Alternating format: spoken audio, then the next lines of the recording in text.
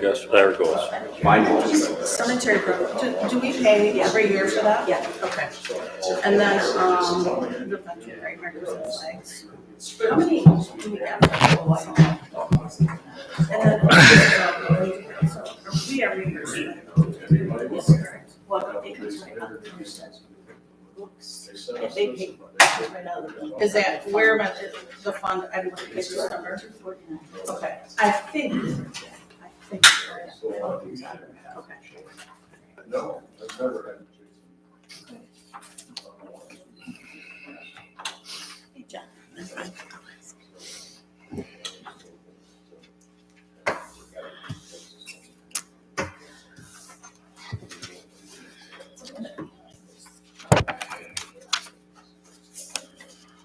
I like that clock better.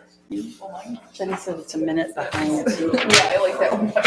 We go with that one. Get the up.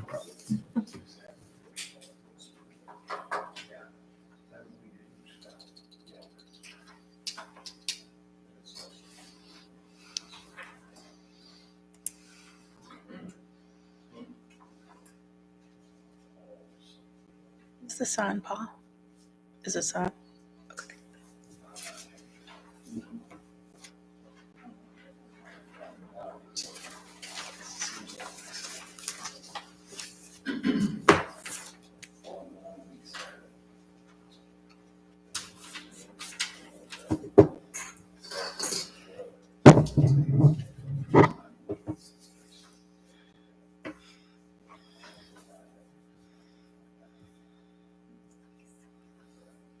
None of them are right. This says 57, that says 56, that says 50. We usually always do that. So frustrating. So when I, at the end of the night, I go like, It's hard to use something at the end of the year, I go back. At 3:57. Okay. Yeah. Two people, a few things I had to do this morning was I type and then I'd look at it, wrong letters. It's like, oh my God. That's the whole thing, it just takes me long, so pretty soon here.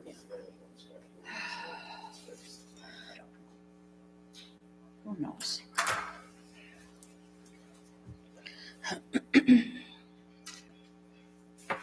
Play some music or something. Thing up there, eh? Clock. Oh, yeah. Must be his phone.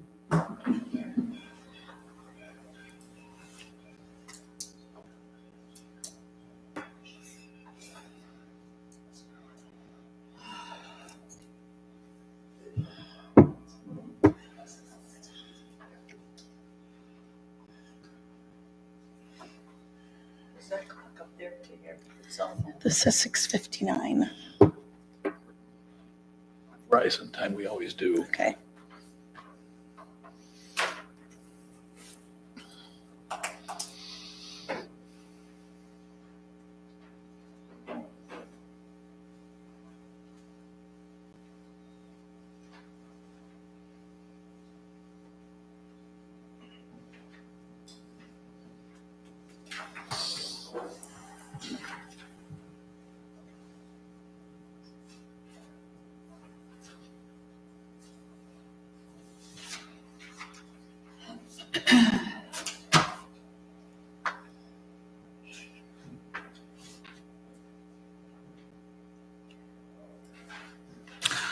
Okay, it's 7 o'clock by Verizon time, which we usually go by. So it's 7 o'clock. I'll call the meeting to order.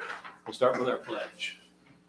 I pledge allegiance to the flag of the United States of America and to the republic for which it stands, one nation, under God, indivisible, with liberty and justice for all.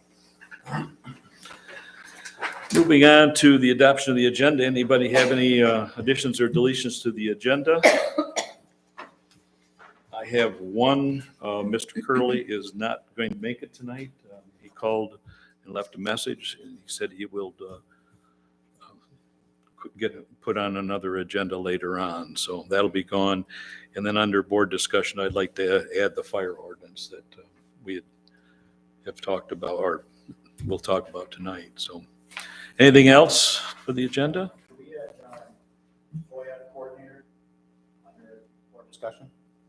Okay.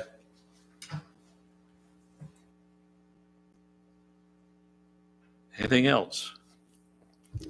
Okay, if not, the agenda will stand approved as amended. So moving on to our first item of business is our general fund budget amendment. There is a need to increase the budget for elections. I think we talked about this early on, that we had no idea what this election for the 9 days early voting and everything was going to cost. And we've had an increase in the programming for the tabulators and different things, and the additional labor for the 9 days of voting put us over budget. And we would like to increase the budget by $4,000 from $26,145 to $30,145, and the funds to come from our contingencies.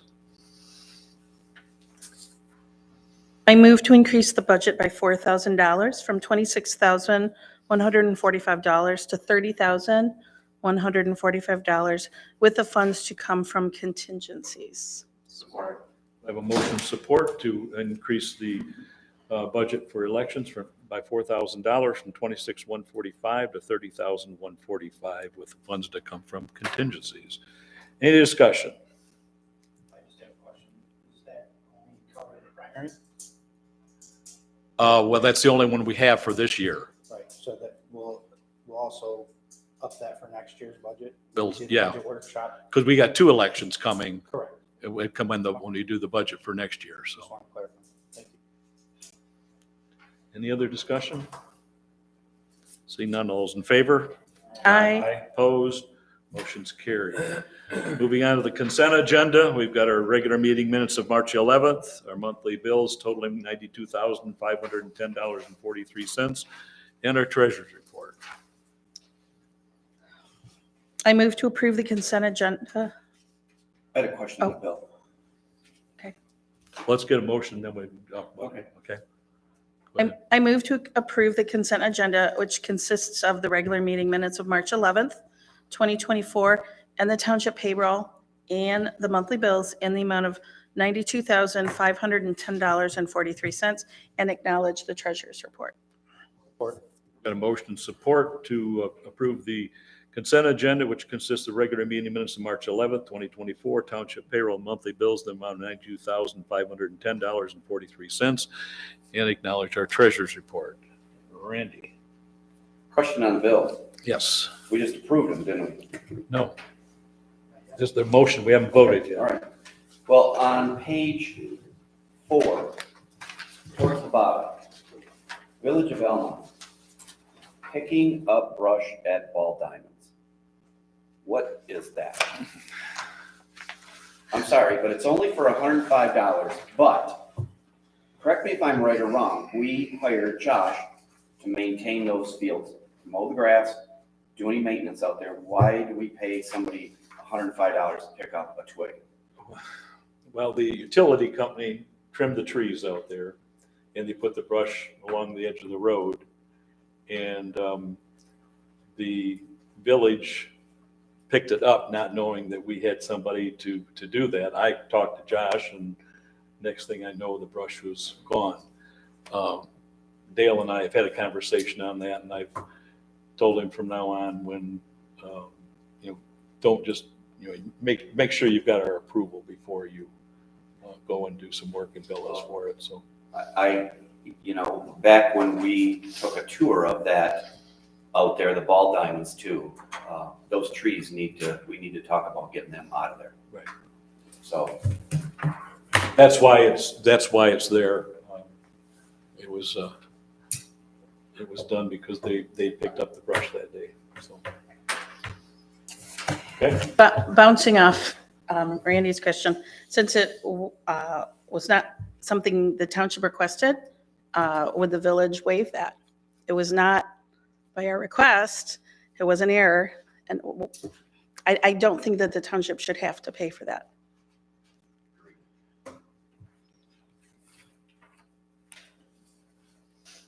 Will you? Well, We can, Yeah, I mean, will you address that then? we can certainly address that. We can certainly make that change and talk about that tomorrow, so. Okay, Okay. okay. And then there was one question I had for Jenny. The U.S. veteran grave markers and flags, it looks like we bought flags, about $900. How many flags? Those are the little ones that we put by the grave Yeah, markers? we bought, I think it was 2 gross. It's 288 flags. 280, okay, I think it was either 2 or 3, but I think it was 2 okay, because they had some flags left over from last year. okay. All right, thanks. And we've also bought some of the new metal markers. Okay, We're replacing those as we go. The plastic ones are falling apart that were out there, and they've come out with this new metal one. And we like it better, and so we've been putting 25 out every year, so. okay, great, thank you. Any other discussion? Not all those in favor? Aye. Opposed? Motion's carried. Moving on to the report section, we'll start with our chief. Don? Good luck at all. You all have my report. You can see, MFR runs continue to be over 30. We got a little work on fire calls this month. Other than that, pretty much normal business. If anybody has any questions, I'd be thrilled to try to answer them. Hey, Don, I sent a thing off to you today. Maybe you haven't seen it, about a grant for training for our volunteer firefighters. Okay. Is that anything that, I don't know if it's anything that we can use, or firefighters are all pretty well, trained. No, there's always stuff, I mean, for training, we'll always try to do Okay. whatever we can get. Well, all those grants I get, I always forward them on to you, and I just did that. It just came in the email this morning, so. Was it specific for certain types of training or? No, it was either for, new firefighters and also, established firefighters, and it also talked about volunteers, so volunteer Okay. or an on-call type thing, so. Yeah, just about to send 6 to animal rescue training at the fairgrounds. And Treasurer's report. The Discuss it under business State later. University wants to put a rescue trailer for livestock incidents at the fairgrounds for all the fire departments to use, so they need to train people to respond. So I don't know how much we'd have, how many incidents we would have. 53 is busy, but mostly on 69. There's a lot of livestock going across 69 daily. And last question is, and you don't need to answer it right now, but for the new fire truck, we'll be working on the budget for in May. Okay. So can you find out if we're going to get the truck in our fiscal 25, where we need to, account for that money, or if it's going to be off another year, Okay. if you would, please. It'll be in 25. It will be in Well, 25, that's what they're telling me now. but We before should June see- 30th, before June 30th of 25? Yeah, I believe so. Okay, We'll see a bill for the chassis around August or September of this year. And then the bill was 1 year completed, one up to 16 months after. can you get me the amount for that chassis so we can just, Yeah, definitely, I have. so we I'm can, about to go at them anyway for scheduling when it's the chassis coming. that way we can always plan ahead for, I'm assuming it's going to be a pretty good sum of money so that we're going to owe, so. Any other questions for Don? Thank you, Response sir. time still good for MFR? We're, as this stomach turns, just like a soap opera, we're changing a little now. Jeff was hired by KFAC as their accounts administrator for KFAC schools, so he's gone more. Scott's wife made him get a job, so he's gone more. So we're back to pretty much Bob as our MFR unit, unless we're lucky enough to have somebody off that day. Well, it's just the name of the game. Like you mentioned, you want to do that once. Once. Anything else? Thank you, sir. Moving on to the police report. Any comments that you need us to take back there? And our assessors are on a well-deserved vacation, so there was no report for this month. Board review went very well. We didn't have that many people attend. There were some changes, but not that many. So, but we didn't have that many objections to the assessments. So if you need anything from them or whatever, let us know. We can certainly get that for our next report, or they may even do a report when they get back too. Okay, now is our first public comment time. Anyone in the audience wish to be recognized at this time? Mike, you go.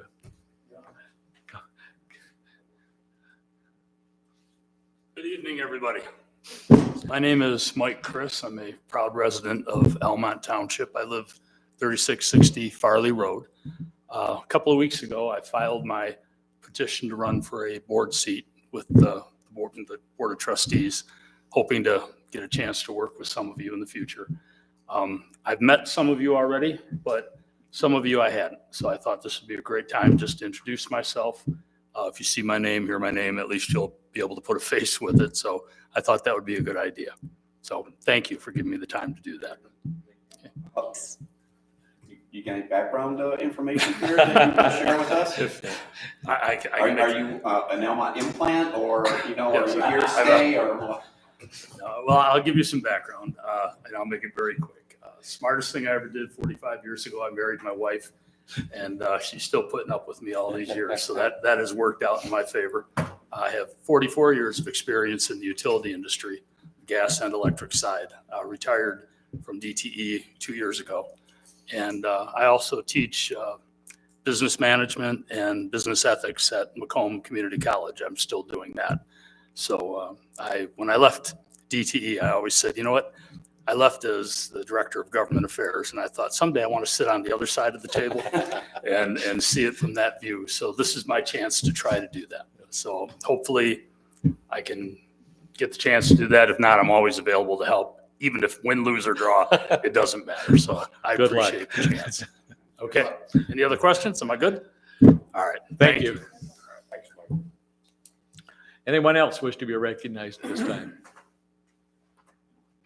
No? Okay, let's move on to our new business tonight, and we're going to start with Dale Curbison. He's our interim village manager, and we had talked about a suggestion that the village had here at our last meeting, and we had some questions. So I've asked Dale to attend tonight to talk to us about why the village would like to take over the maintenance of Howland Road from the village to Tub Springs, and on Kidder Road from Drakeshire to Huff. So Dale, I'll let you go ahead. I think everybody's had a chance to meet Dale. Dale comes to us. He retired from Lapeer a year ago. City of Lapeer is the manager there, and he's also been village manager at Marlette. So he comes with a wealth of knowledge as far as management is concerned. Thank you. Paul, unfortunately, I didn't know that this was going to be on your last agenda. I would have got a hold of Paul and said, hey, please take it off. I'm going to be out of state that week, so I couldn't attend the meeting. Unfortunately, I didn't get to do that, so here we are this evening to go over it. This is kind of an interesting story. I brought a couple pictures with me. On my first day here filling in as interim manager, I came to work down Tub Springs, turned on Howland Road, and it was very slippery, actually fishtail. I was going a little fast. And I thought, this is morning, it's early, before 7 o'clock in the morning. And then as I got to the village, I realized, hey, that's the road leading into the village offices. Why hadn't we salted it yet? That was my thought. So I did a little research, and over the next couple of days, I realized that section isn't in the village. It isn't something we maintain.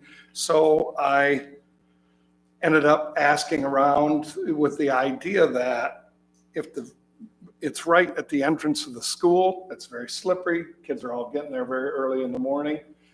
It's on the isolated area from the Pierre County Road Commission. It's not a main road, so they're not making it a number one priority. They get to it and they do a good job. But as I spent a few more weeks driving back and forth on that road, I realized that we're driving on that piece of road, that piece in particular, every day with our trucks on the way to the industrial park. So we actually help out on occasion, I understand, and salt the corner for the county road commission, so they don't have to send a special truck. But that started me thinking about, well, why don't we reach out and talk about jurisdictional transfer of the road? So I first talked to Paul about it, and we talked about it, what would be the reason, the fact that the village passes over it on a regular basis. As I spent a little more time in the village, I learned they do the same thing over on Kidder Road from over by the new subdivision that heads down to Howling Road. So Huff Road. Huff Road. And that is, again, a section of road we're on all the time. The parents, people, citizens heading to work early in the morning, for winter maintenance, it would be easier for us to maintain it than the county road commission. We're already there. Let's see, I want to make sure I hit all my points.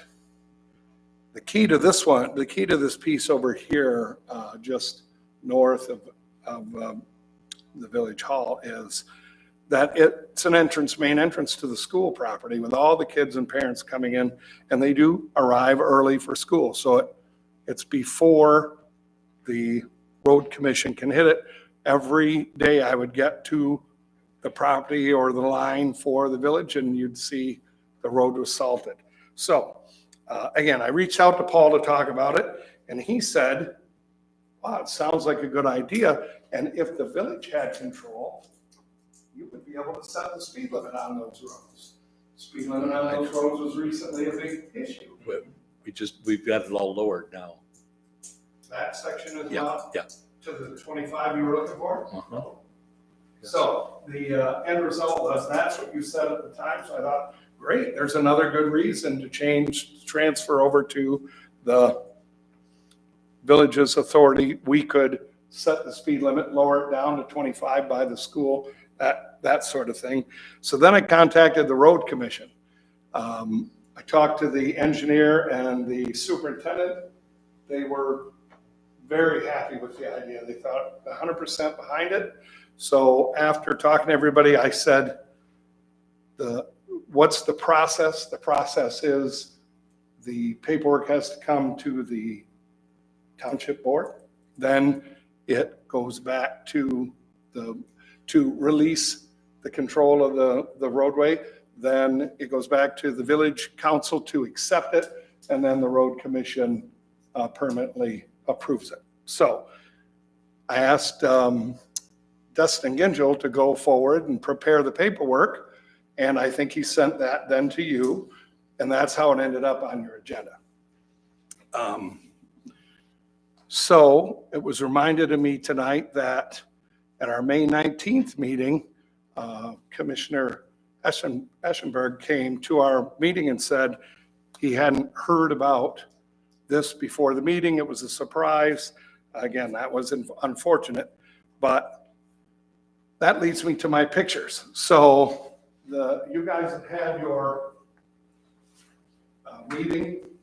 It was time for the commissioner to come to our meeting and voice concern over the transfer. The next morning, coming to work, this is the corner. I turn the corner, I stop, and I thought, what a perfect example of why this road should be in the village's control. So I took a picture. Then, a few seconds later, I have a couple I'd like to show you. But I am a little bit challenged with computers. This is the school bus sitting there, picking kids up, same piece of road, same time of the morning. There's plenty of school traffic.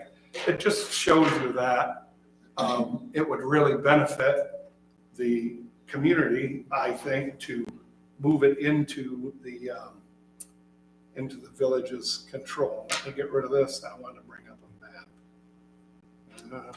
Let's see, does that do it? There we go. And then we have, where's my arrow? There it is.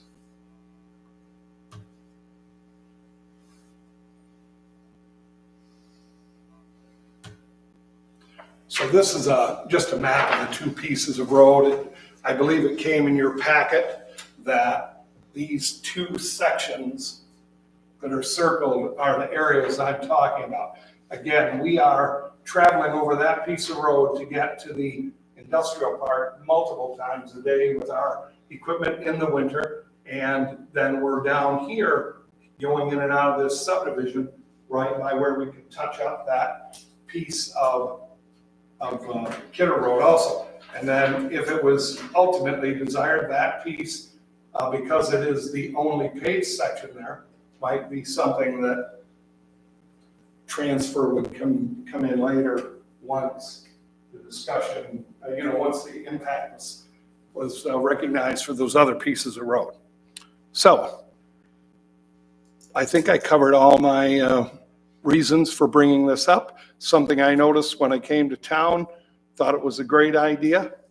Pat myself on the back. So I'm bringing it to you guys for discussion. You're the first step. Questions from the board? I have a few. Go ahead. I just have a couple. So my concern is that if the village then takes these roads over, my concern is that at some point the village will want to annex these roads and this property that it touches and pull that into the village. That's a concern that I have. I also don't want the township residents then ending up with another tax bill like the village gets. So those are concerns that I have. What is your response? What are your thoughts on that? Sure. The first thing that comes to mind is I haven't been involved in an annexation here, but every annexation I've ever been involved in, it was at a request of 100% of the property owners asking to annex into the municipality. So in this case, there's no designs or plan to expand our border based on, where we control the road. If if your current resident wanted to move or transfer in for whatever reason, that's the only time I would see it would be initiated. And so I think that. Does that cover your? Those couple of questions I had. Who takes care of the payment and the repair cost? Well, right now, you guys chip into the county road commission, who does the majority. They maintain it, they own the equipment, they do all that sort of thing. So that would be the responsibility of the village going forward. The village has more money on hand for major streets than it does local streets. As per the Act 51 way they dole out state revenues. So we recently approved a 10-year asset management plan for roads. This is what, I don't know it, I haven't studied it, but that's the understanding I have.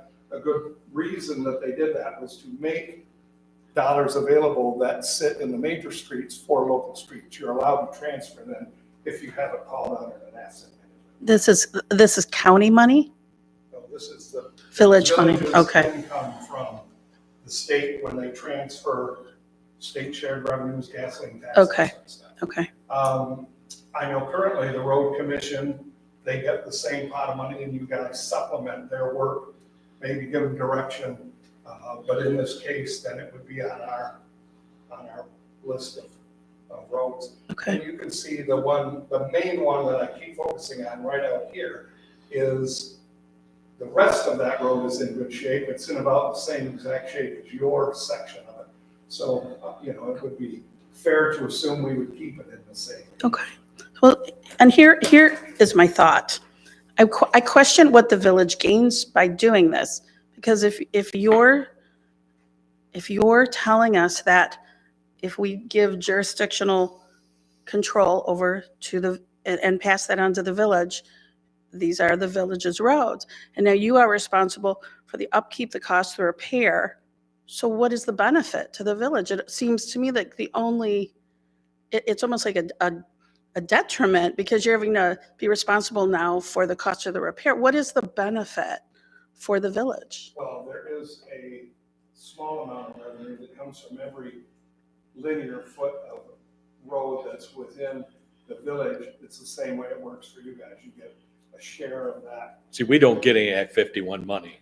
No. The county gets it all. Yeah, right. And you get revenue a different way from that. It's not Act 51 in particular. We didn't get nothing for roads. The only thing we get is the allocation from the county road commission. We Which don't, then is Act 51 money.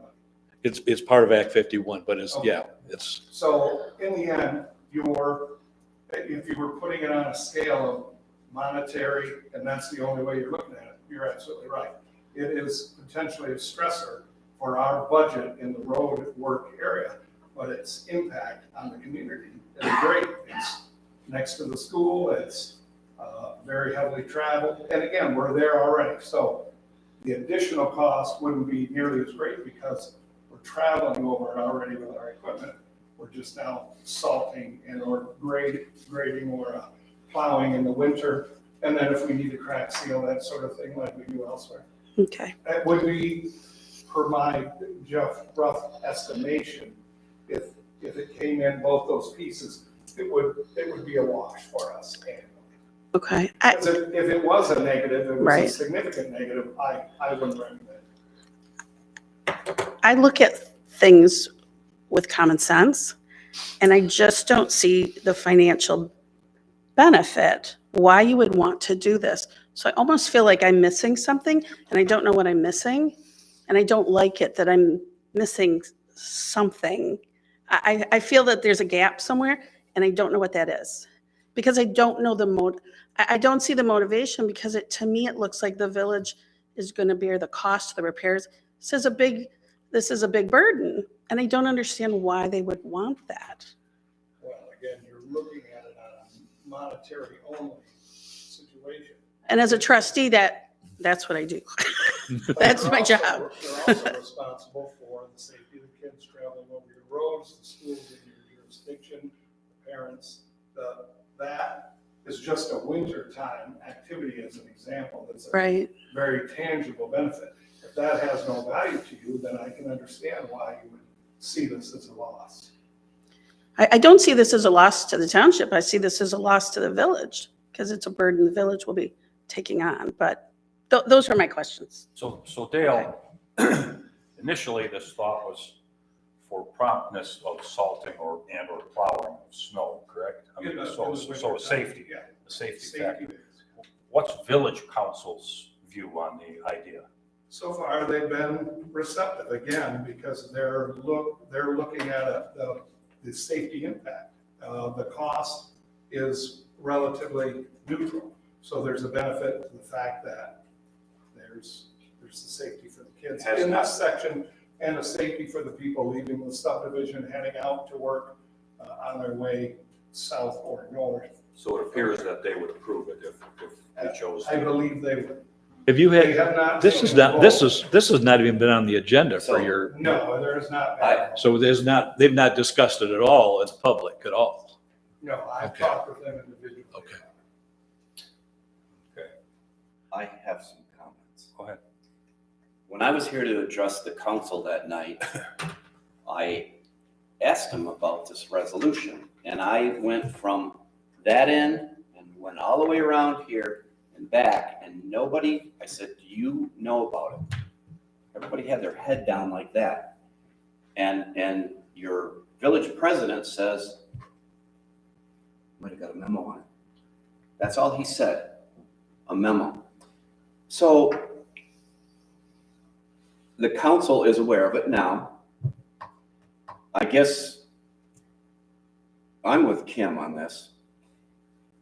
So safety, I understand it. So village want to take over Tub Spring Road and Howland Road and all that to get the kids into the school? Kidder Road. Yeah, I mean, what's going on here? I mean, I think there's something driven here that we're not seeing. I'm sorry. And I think our county road commission does an excellent job. And I do think that if we said something as a township, could you hit that road over there? Maybe when you're going down Van Dyke or something, because it's a safety issue at the school. I think they do it. And I do remember one time, the sight distance down there on Howland Road going out there, when they were brush axing, I said, could you people go and do some brush axing down there? And they said, oh, we can't go any farther. That's the village property. We'll have to get a hold of the village to do that. The other manager that was here, I think I went to him and said, could you send the DPW out there to trim that coming out of Research Drive? Terrible sight distance, terrible. Did they ever do it? No, they didn't. And also, too, I do know when you got up and talked that night at the village meeting, there was some of the council members that were really concerned to say, do we really want to take on more roads? Do we really want to take on more? And I drive around all the village roads out here in the town. I think there's some of them that really need some work done on it now. So how would you maintain these out here? That's my concern. I lived here all my life. Yeah, I think safety's a big thing out there, but like I said, I think if we asked them to hit that road, maybe could they hit it a little earlier? I think they could do it. Paul, have you talked to the road commission at all about it? Yes. Yeah, well, It doesn't make any difference one way or the other. It's not that much. They didn't say how much Act 51 money they would lose. I mean, it's only 0.84 miles. how many? And 0.84 miles. It's less than a mile between the two of them. And I have no idea what you get, per mile. But I mean, I have a problem. I don't see how it is going to pay for itself, especially it may take care of the salting and the grading, Right. but replacing. And that was one of my concerns is the quality. We've put a lot of money into these roads and, the village, if they've got money, they should be spending it on the city streets because the village streets, because, East and West St. Clair is not very smooth right now. And it hasn't been in a good number of years. And there's a lot of other streets in the village, but I mean, as far as we're concerned, it doesn't affect us one way or the other monetarily. Right. It's only in the things that you're talking about here tonight, but monetarily, there's no pros or cons, one way or the other for us. So we're just, Do you have any idea what you get for 0.84 miles or how much per mile you get? It's just a rough estimate that I did based on backing out what our revenue is versus the miles that we have. It'd be roughly $15,000 a year. Yeah. So this would be less than 15 per year. And so that's for that 0.84 miles, you're probably looking at what, $400,000, $500,000 to pave it. We spent 200 and something out here on Tubb Spring a year or so ago. So probably $500,000 or $600,000. That's going to take a lot of years. So to address some of your comments, I'm glad you're committing to keeping that road paved and maintained for eternity here. So it will never degrade below the level it is because of your commitment to it. But we are planning to invest and focus more on roads. That's why they've done the asset management plan. Additionally, you mentioned St. Clair. The village has a $4 million grant to rebuild the water sewer lines and the roadway, St. Clair. And it will go from city limit to city limit. That will be done in 2025. So within a year, it would receive a complete makeover. And right now, we're not putting any effort into maintaining it because we know we're going to be spending all that money next year. If you go back to what happened at the meeting that Commissioner Essemacher came to, did I say that right? Eschenberg. That's a different commissioner. Yeah. Essenberg. He came up that night and addressed the council, asking them if they were aware of this concept. Our commission meetings typically try to be where let the public speak and then they comment at the end. They don't have a dialogue back and forth between the people making public comment. But it was interesting that it was stated that they were completely unaware of this, first time we heard of it. Yet I have an email from Paul back in February informing you of this plan, the idea, the process, but it was the first time we heard of it. I continue to move it forward because I think it's a great idea. It doesn't matter to us if you move it forward or not. It may be a cash negative for us. I think the commission is committed, the council is committed to doing something that would be good for the schools. Your comments might bear fruit if everybody sees that it's a great idea and they want to do another mile out of the jurisdictional transfers. I don't know, but these are picked by me because we're traveling over them already anyway. So, does that answer the questions? Other questions for Dale before we? This wasn't on the agenda to vote tonight, so I hadn't planned on voting tonight, so I wanted to get all this out first and then give you some time to think about it and then put it on next month's agenda, either yay or nay next month. I guess I just don't understand it. And you yourself noted that this is a fiscal, it's a negative for the village to take this on. I don't think it is a negative. But you just kind of noted that, but so in today's world of fiscal management and being responsible, why would the village take on something that could potentially be a major money draw down? Like, so that's why I feel like there's something missing. There's a reason and a motivation, and I don't understand that. We maintain our roads the same way Right? the county road commission does. They've been able to maintain it with the revenue that they get. Right. I think we would be able to maintain it to the standard it is, or better with the money we get. Down the road, we may look there may be grants available to rebuild this section because there's a school on it. Right. Everything changes every day. And that is very well said. Yes. I personally don't think the village residents should be responsible financially for the township roads, but I will leave it there. And Other- I agree with Randy. If we called the road commission and asked them to come, let's try it. It's not, this almost makes it sound like we're not interested in the safety and welfare of all these kids and people that drive these roads. That is not right. I mean, if we can do something to help with that. I mean, my kids went to school here. They've been driving these roads forever. And yes, things can happen and accidents can happen, but it's not that we don't care. So I think we call the road commission and ask them, do that first, or while they're on their way, if possible, and see what they have to say. It's something that I don't know for a fact is that if the road commission works with the schools, they know in the middle of the night or the night before if they're going to have school or not, because they've already worked with them to say, that, we're going to be out. If we're not going to be in session, they're not going to be as anxious to get to the roads in front of the school. But if they know that they are going to be in session, then, I think they treat it differently. I don't know that for a fact, but I just see them come out. But not to be argumentative, but to simply draw a conclusion. They've been aware of this for months while we've talked about it.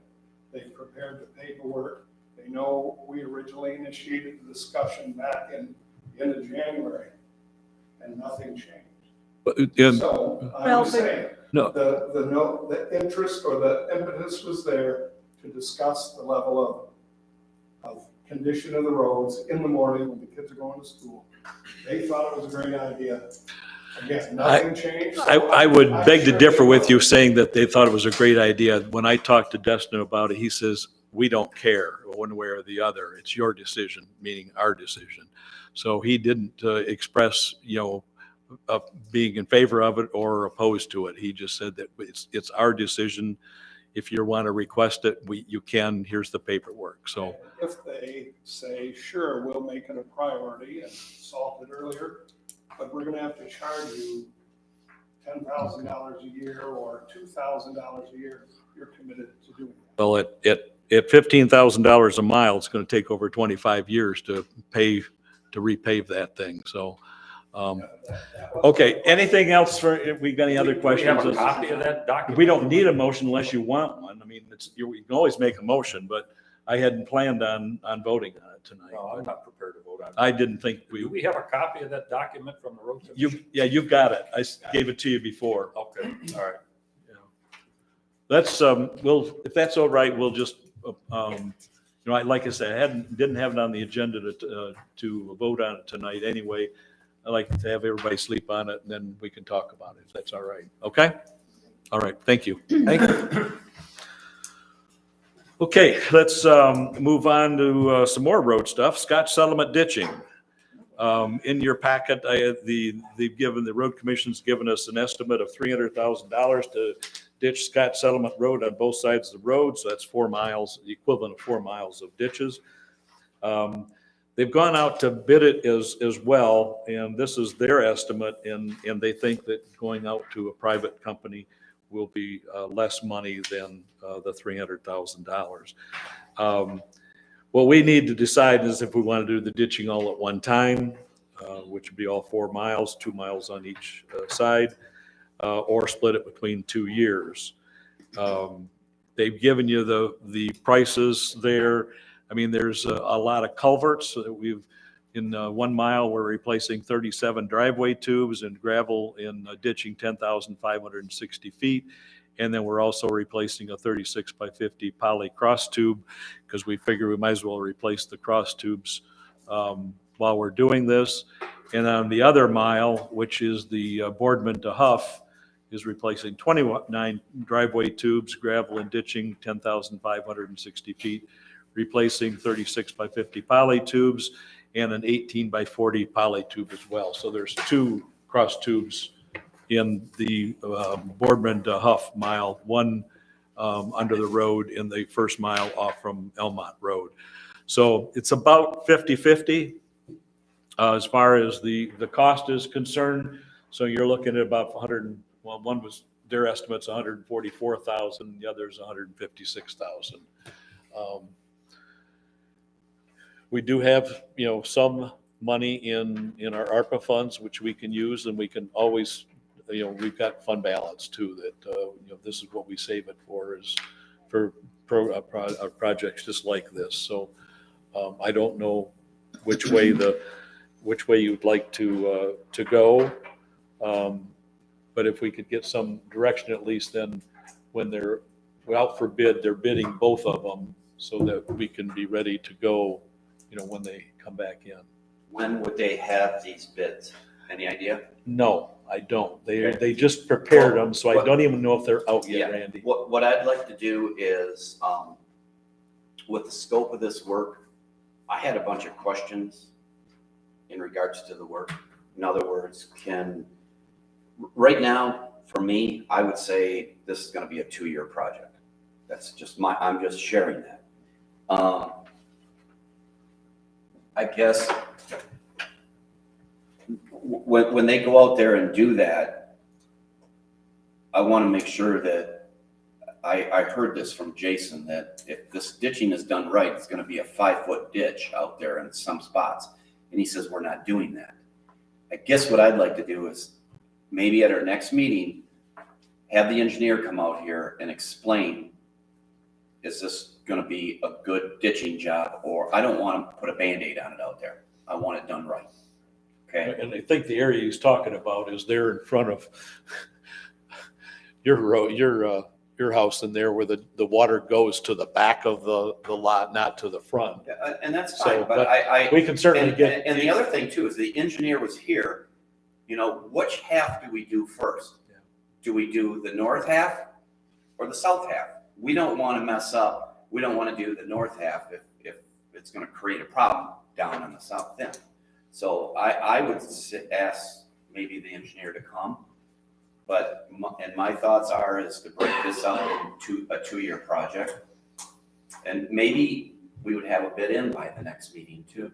And the thing is, remember that, you know, if you bid it, you know, this year and then the work doesn't go till next year, then obviously the prices are gonna increase some between this year and next year, so.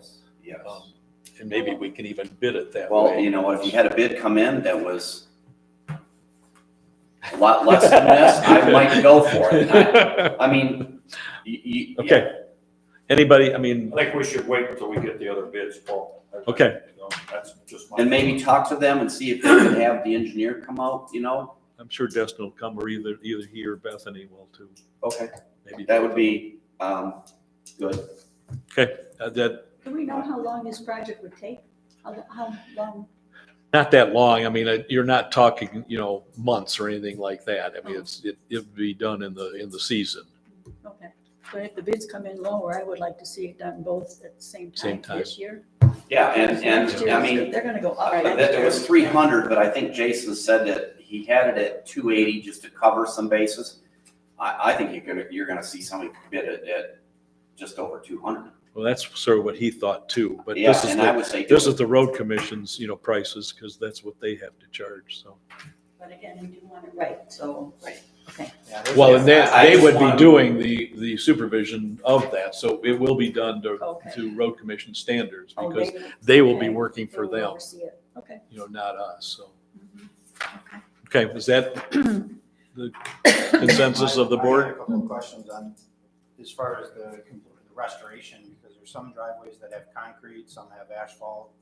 How is that gonna be handled? And we need to let those people know ahead of time for sure.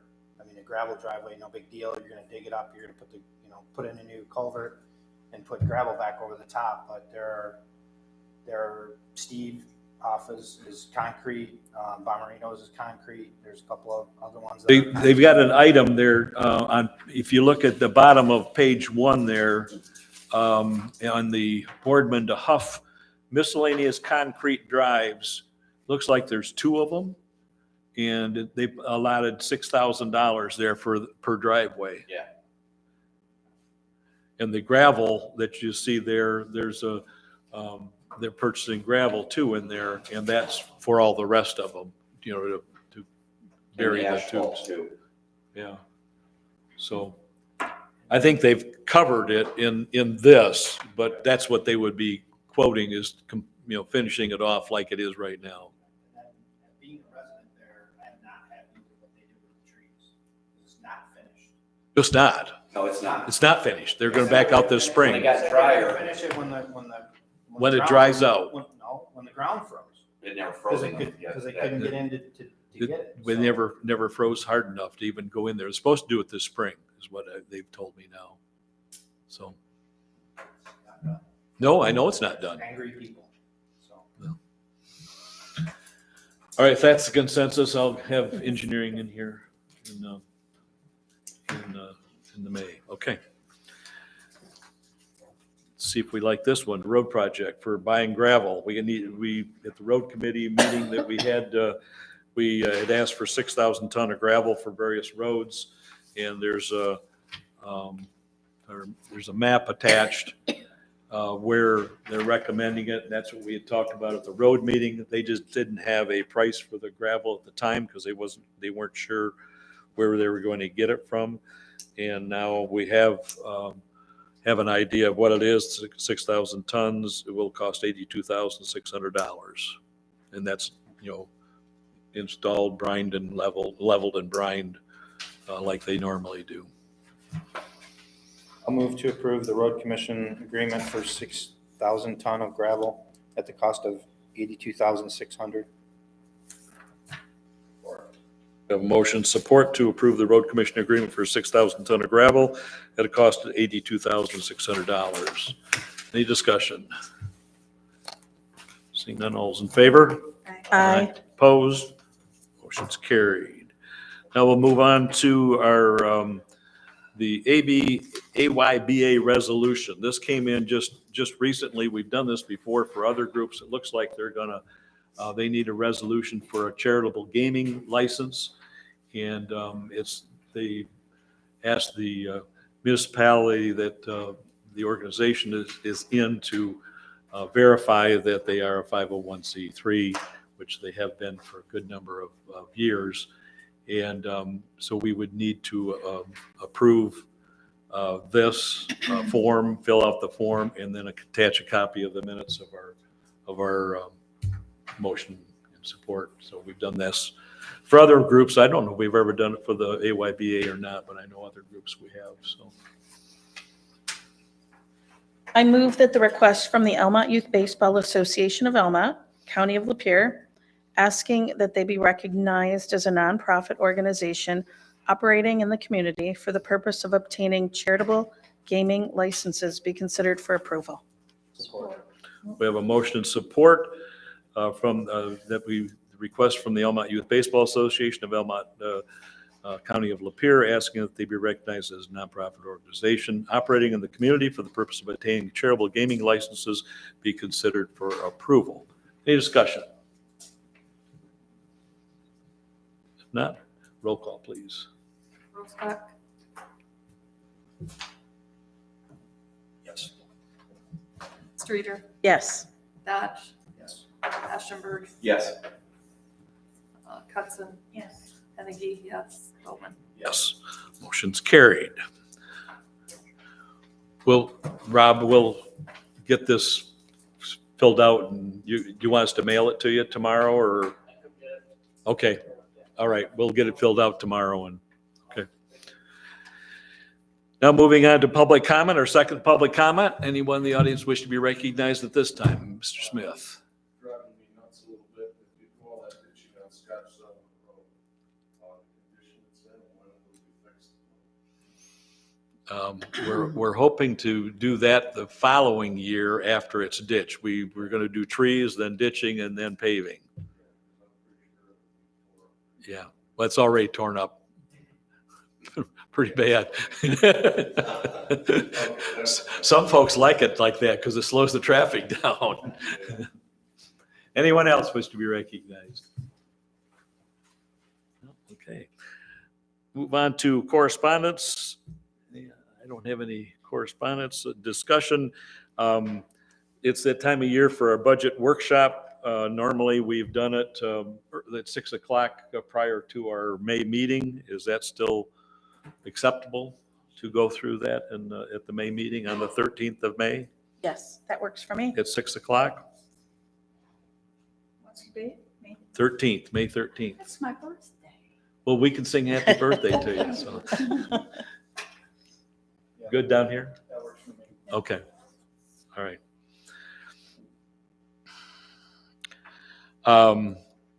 Also, we haven't had much luck so far in these the dugouts. Randy and Gary had met out there with at least one individual, and we've not seen anything from him. I asked a second one to take a look. I've not heard anything from him either on anything for the dugouts yet. So I'm not sure. We really don't have anything to Yeah, we need report. to light a fire under them and get them going so we can do something, because it was my understanding when this all began that nothing could be done until fall anyway, after the season calmed down. Late summer. Yeah, but we need to get this going. And with that being said too, I said something too last month about old business, that would fall underneath of it too. Like the I thought we dugouts. said it was going under discussion. Okay, well, whatever. Okay. I mean, All right. there's just a lot of things that under old business. You wanna, I mean, we can certainly put it under there if you want to. well, I have a list of things here that I had just jotted down here real quick there, that it would be nice to have them under old business so we don't kind of like, it doesn't fall into the wayside here. What? Example, Hollow Pine Court. And a little bit of an update on that. Where are we at? We're waiting for some more dry weather to get some more clean out down there. The other thing- They've cleaned it out. I went down it, I seen it. Yeah, The they've best- got that. You got the reports from the OEO. We've Correct. been out there, And he gave you the report there, and they're waiting for drier weather. The Scott Settlement Cemetery fence, what's going? Haven't done anything on that yet, other than look at different types of fence. I've got two people I'm gonna ask, quote it. Okay, I was trying to find some different fences that, ask folks on, so. okay. I thought you said something to somebody about getting a price for us on it or whatever. I thought that, No, he gave me the guy's name oh, okay. that did it. Got it. All right. That's also Webster as well, Paul? Webster and Scott Settlement both. Yeah. So those are the two? Well, just, I mean, what just else? so in the dugouts too, have the Yeah. dugouts back on there. And we need to get a hold of whoever was working on these bids, because I got a text from them and said, I can't get that bid until Monday. And this was like on a Friday. Yep. And I've heard nothing. I And that's got been- one that said they're setting trusses, Well, so he didn't have it done, so.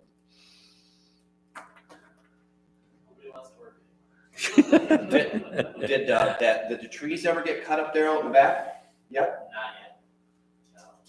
Not yet. He's waiting for it to dry out too. Well, The weather, so because Josh is gonna take care of that for us.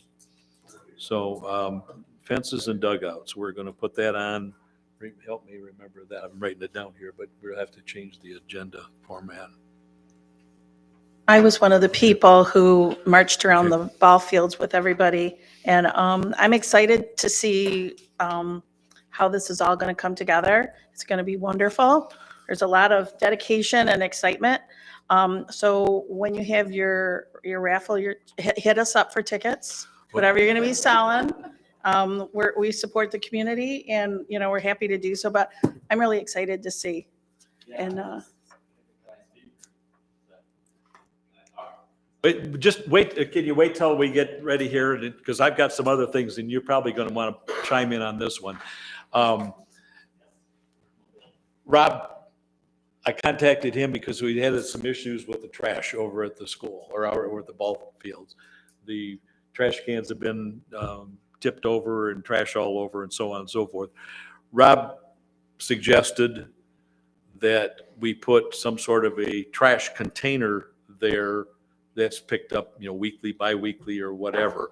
We have never done that in the past, and one of the main reasons is because every time Dick and Harry will use it, other than the baseball. But, I mean, it's up to the board if we want to, put that in there and then have it, Why don't you can lock the house? So like whoever's having baseball would have a key to unlock it to empty the trash cans. those big containers. Yeah, Really? where does that work? Really? Yeah. So The other thing is it has to be outside of the fencing, because the gates are all locked. And, there's a key, but it's inside the concession stand for ambulance or something like that if they need to get in. But here again, they don't want everybody, driving inside there. So we would have to put it outside there. And I don't know if there's any village ordinances that preclude us doing that. I guess I'd have to find that out. But if the board wishes to look into that, I certainly can do that. What kind of container, a small dumpster? Yeah. I would imagine it would require a dumpster enclosure, like the township requires it. Well, I don't know that they The do. mess behind Mikey's, that huge dumpster enclosure. Yeah. But I don't know what the requirements are, so I guess that I've got to find that out if we have it outside there. So, Do we pay a service or? no, we don't have anything. Now, I don't know what you do with them, if you take it home with you, or, you go ahead, that's what So the current situation is, once we start in there, like we do the first week of April through the end of June, we're responsible. And last year, I know specifically, the last couple of days that we were out of there, it was taken care of because I did it personally. And then you have softball, who then is supposed to take over. I don't know how well they do or not.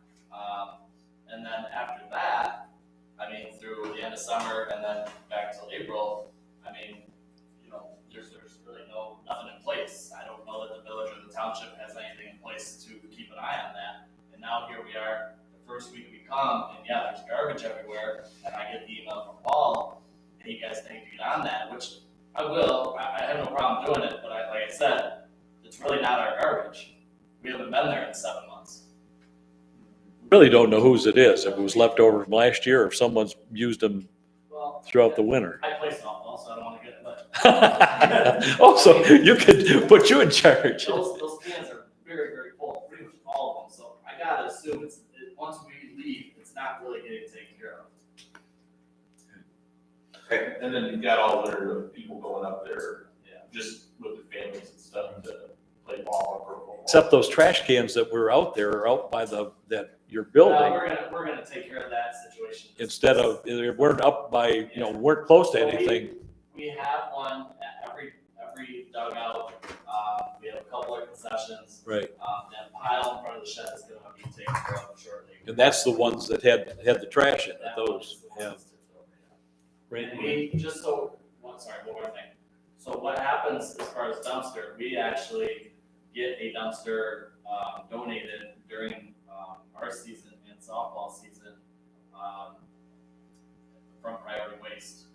We put up banners for them, we promote them, and they donate it during our season, so. So you do, that's where you put it. That's Where do we you, have dumpster during where do you the put the dumpster? season. In the back of Bell's parking lot, so the northwest corner of Bell's parking lot. That's okay with them? And they are okay with that. Okay. And the village hasn't said anything. Nobody's ever said anything, and that's the way it's been done for years. How about our, could we inquire with our lawn crew? I know it's not their specialty, but to say what he would charge to keep an eye on the garbage cans when he's out there mowing, and if they needed to be dumped, he could give us a fee to take care of it. Yeah, I guess He's there all year long. That's what I'm saying. I don't know. he's only there until October. Right, but is there much that goes on past October? Yes, so then you have football, which Chris just reminded me, I didn't even think about. Yes, you do have football and cheer that practice out there during the fall. So if you already get a dumpster out there, I guess we would just need to be talking about leaving it there. Well, like I said, we get it donated because of what we do for them. Right. And then once we're, they. But I mean, then, if there's a cost, then maybe, that we could pick that up if that's the case there. But I'd want to talk to Jim also and make sure that we could leave it there year round out there on Bell's property. You informed us of how the property line actually goes further than we originally thought, that those parking spaces along those blue posts are part of the field. Yes, I don't know how far that goes back. If you all the way back. So I think there would be plenty of room to do something then off of there. You put it outside of the fence and not inside, correct? Correct. Okay. It's in Bell's parking lot. Okay. It takes up like the back corner parking space. Well, you'll start out with it at least, and so for your part, you'll be ready, you're okay. We just need to see what we need to do, and I'll get with Jim and talk to him also and see if he cares. But the other functions that are there, then those people need to be aware that they need to dump the garbage. Yeah. Not you. You take care of what you do out there, but once you guys walk off the field, then it's somebody else's responsibility. Okay. All right. Anything else from that? Okay.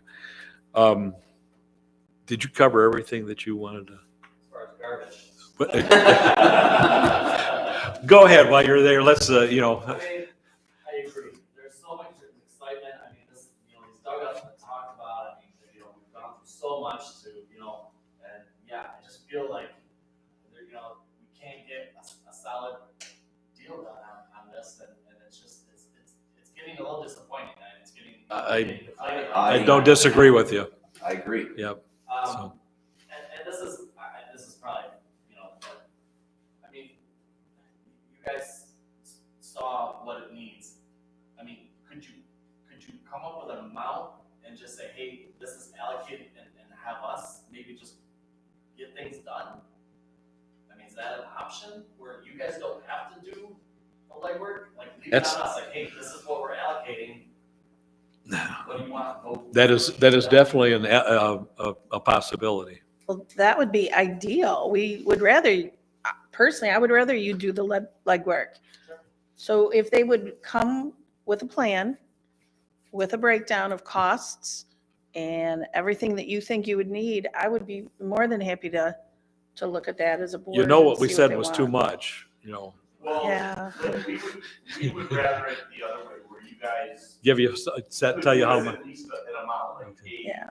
All right. Like, we don't wanna go do all this work for $250,000 and you guys say, oh, well. Oh, no, we've already said no to We 75, so. need a starting number, to, like, Okay. be able to start compiling stuff. All and right. say, hey, your budget could be somewhere between 100 and 150, give us a list. We It could, is not between 100 and 150. I understand, whatever it may be. we you know, can like, work, wherever that okay, budget we'll work on that at the budget, when we set the budget. Yeah. We can come up with a number. Do you have a number in mind? He doesn't want to give you that. You guys saw the original, numbers that Paul came up with those dugouts. I know, We were at $80,000-$90,000 easy. And then even going out there, I mean, we can go way further than that. I mean, there's a lot of old that needs to be redone out there that, so, I mean, We will work on that at our budget and come up with a number for you. and I would Okay. just say that, I'll just end with this, the more the merrier. All right. Ordinance, the fire ordinance that Don gave to us, and I sent it out to everybody. Obviously, the red was the changes. I guess I'm not ready to vote on this tonight, but at least let's discuss it to see what changes need to be made or questions you may have of Don, since he's the one that put it together.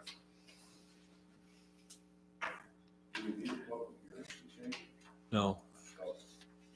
It's a regulatory ordinance. We don't, no.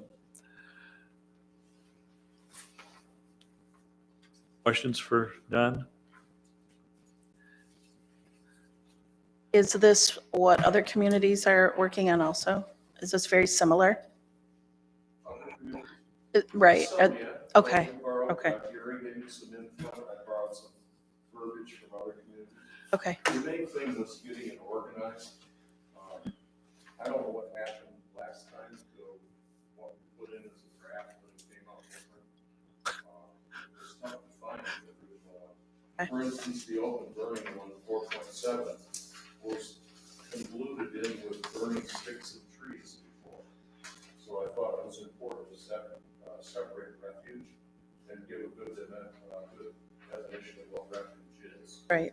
And then to ask how we want them to burn the refuge, and that they are responsible to watch the refuge burn. That wasn't really detailed out in the other.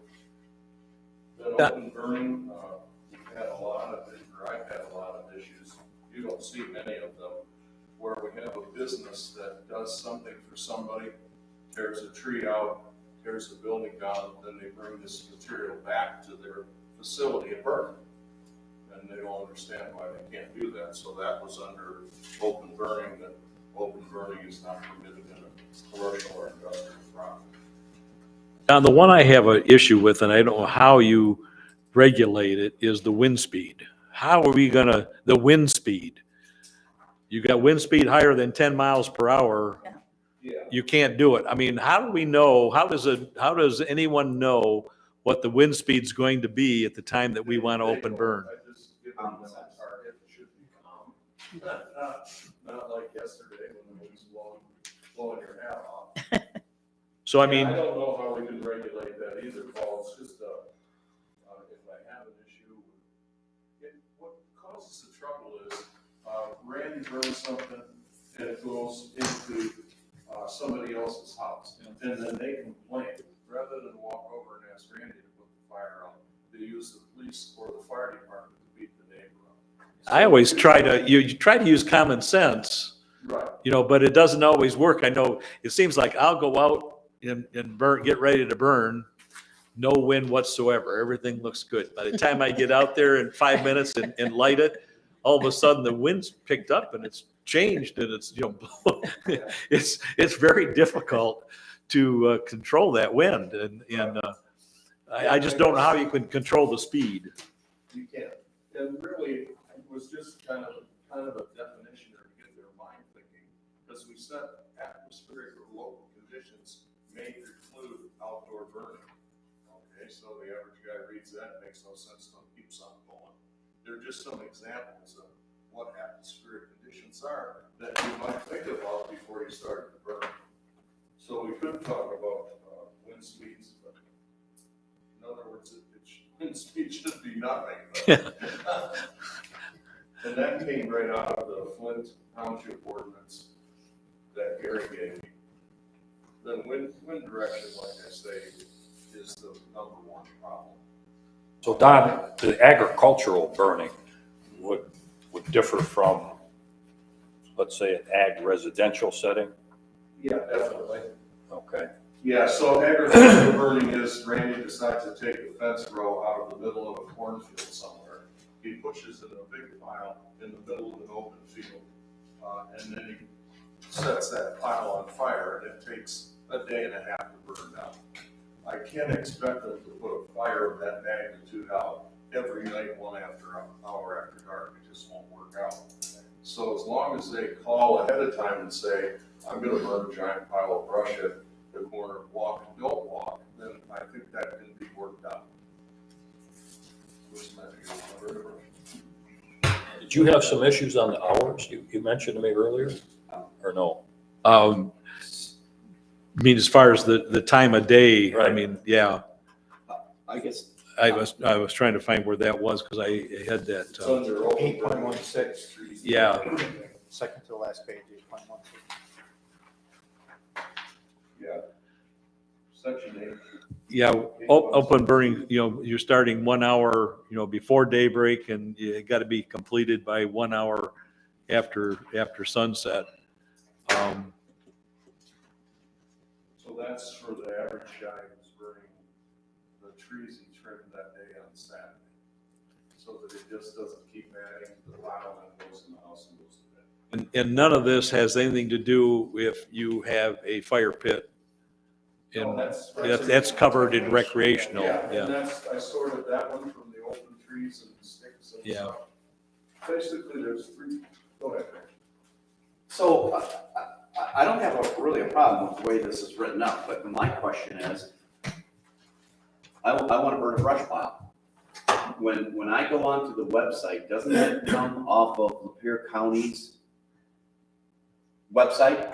Yes, well, Lapeer County Central Dispatch issues all burning permits. So would they have to change that then if, I have a whole list of things for them to change, okay, after we say this is fine. okay.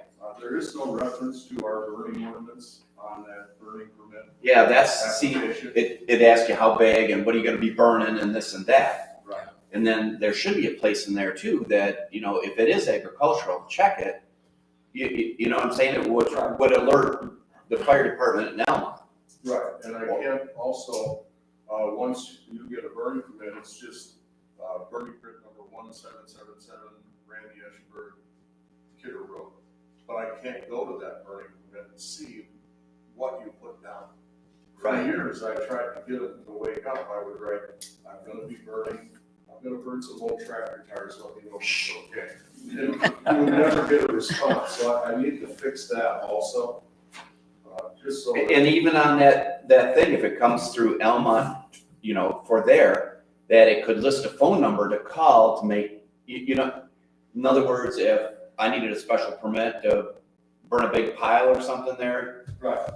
Yeah, there are several, I would say 6 different changes to the burning permit application for Homa Township that lead right into the ordinance.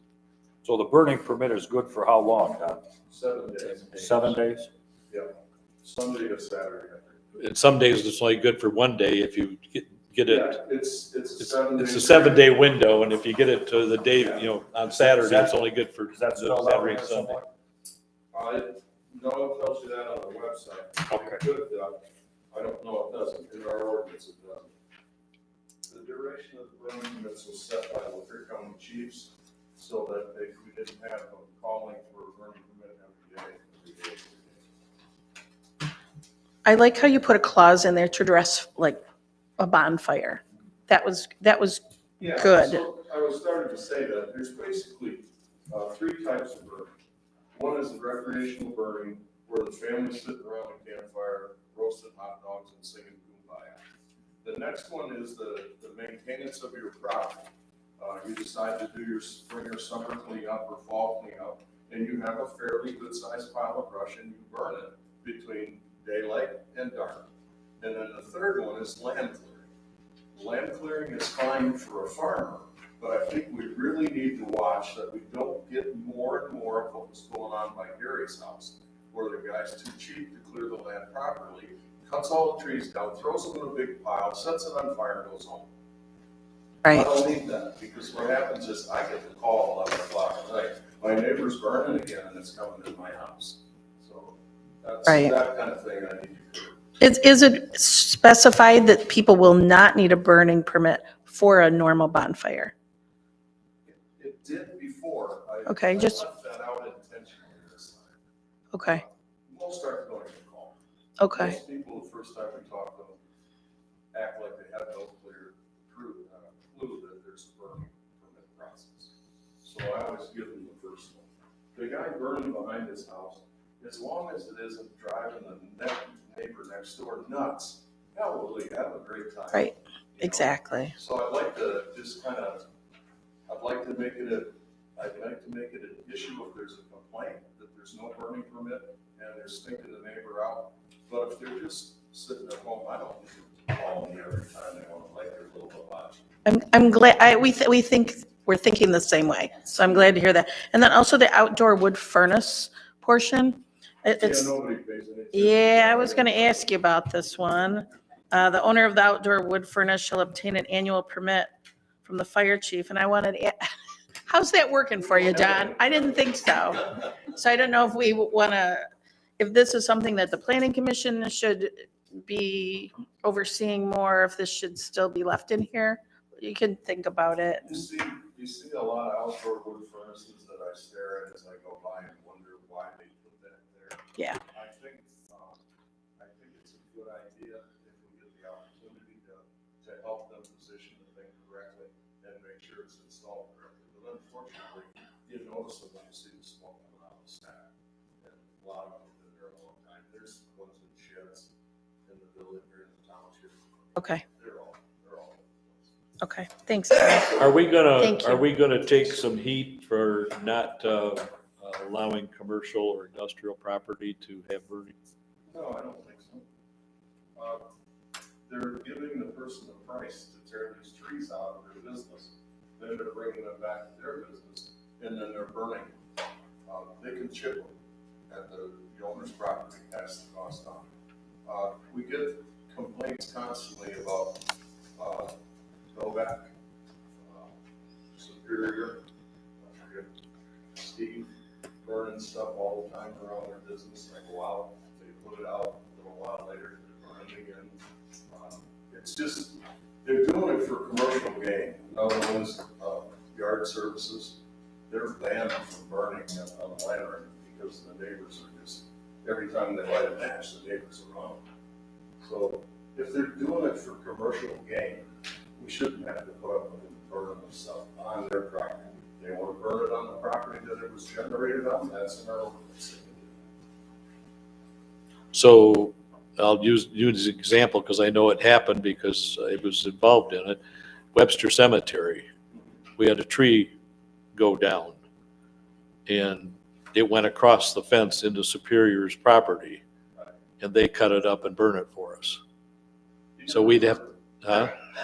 It's still there. Well, the one he did burn, because those trees are right on the line. So in other words, we'd have to take that back over onto the Webster Cemetery and burn it there. Well, yeah. Okay. Sure are true. That fire chief's kind of tough over there, jeez. The fire chief is not looking for trouble. Use your brain. Burn what you know you should be burning in there. Burial. No, I know what you're Cremation. saying. Okay, questions for Don on this anymore? Let's, we'll bring this back. If anybody's got any suggestions or changes they'd like to make, let me know, and we'll bring it back at May and hopefully adopt this and see where it goes. Yeah, there is one more thing I twitched, where we talk about what the fine is for burning without a permit and those kind of things. The $500 is fine, but we also have an ordinance called the Police and Fire Recovery Ordinance. And basically that police and fire recovery ordinance says that I need to justify my costs. So I almost made a reference to that in this ordinance, as just say the cost will be for, because we outline what an engine's worth. Right. And everything. And if I'm gonna bill somebody, the couple of times I use the burning ordinance and police and fire recovery ordinance together. So the first time an officer walks onto your property and you don't have a burning permit, the neighbors complain, all I can really charge them for is the officer's time, because of our police and fire recovery ordinance. Unless they drive an engine out there, but they don't, they go in their private vehicle. So Maybe we should take a look at that, a minimum type, well, we say 500 per civil fine, but then our police and fire recovery ordinance says they're only liable for the cost, exactly what we approve. So there's we just maybe need to take a look at some of that. Reference that somewhere in here. Okay. Per police. Okay. And that also sets the tone for the second visit. When an engine in the tanker comes in, it's $3,000 to $5,000. All right. Anything else? All right. Our last one is the FOIA coordinator. I have no idea what you, go ahead. Well, in talking with Jenny, in recent time, we've had just a tremendous amount of FOIAs that have come in and they take up a lot of time. A lot of her time, a lot of the clerk's time, no matter who is sitting in that spot. Is that something that we need to look at as far as compensating the clerk for that extra work that's coming in?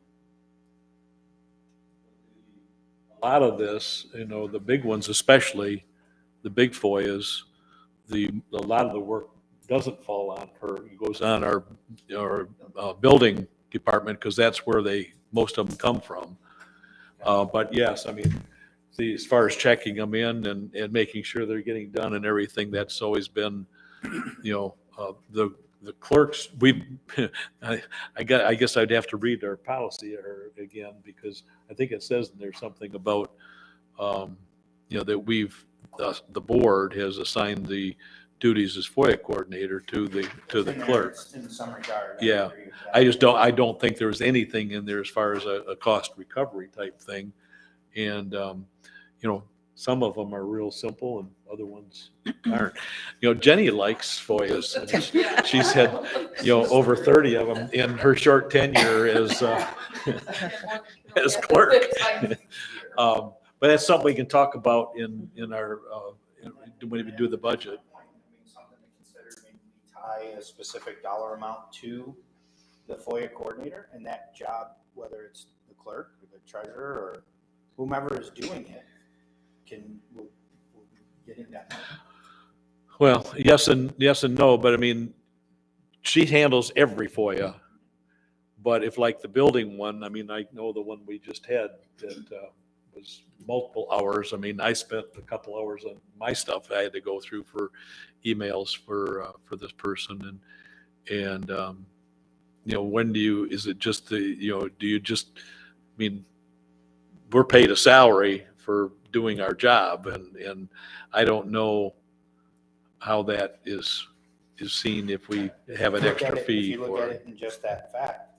Yeah. She's had 30-some FOIAs just since Carol left, which far exceeds the amount that Carol had her whole entire time as clerk. So her job has grown. But And that's my point. the bulk of the hours to do most of the FOIAs, correct me if I'm wrong, Ida spends more time than anybody on FOIAs. And it's also billed, correct? We do get paid for it. Yeah, we get paid for it. And then cost recovery, does that go back to the building department because the building department did charge? No, it goes into general fund, correct? Yeah, general fund. So, that answer your question? It does, but I still think that that, Well, we'll discuss it in May, and we, further on that. I mean, it goes along with the voting as well, the 9 days of voting. The clerk's job has just grown a bunch, and I think we need to look at that. Say that. I wanted to point out, It's a fact. Yeah, did you thank you. Did you- in the township focus, what we can do, lightening the load for your clerk. I'm sure you've like read through this already. She has it, I she brought has it. it framed on her wall. I bet she does. I bet she does. Well, I've got a question for Roberta. On the treasurer's report, I'm just, you've got a pool account for the general fund, fire fund, building, and ARPA. Can we get a breakdown of those? A breakdown, how much is in general fund, how much is in the fire fund, like we used to have, I mean. Unless I'm missing it here, I'm just not seeing it. Oh, yeah, it's not on here. I can try to do that because it's really, because it's all pooled together. When I put it into general ledger is where it kind of separates it out. I'll try to do that. Yeah. Okay, if it's not too much trouble, I mean, Yeah. that's informational for me, I mean, is what we have in the fire fund, the building fund. so- Yeah, we used to have like a fire fund there that listed it, and then That shouldn't be, we used to be. It just, everything's all together, it's hard to. We can work on that. Yeah. Yeah. I can do Oh, that. I appreciate it. One other thing, we talked about our building inspectors research classes. Are we discussing that tonight? Under board discussion? I hadn't planned on it, but Okay. I would like to discuss that tonight.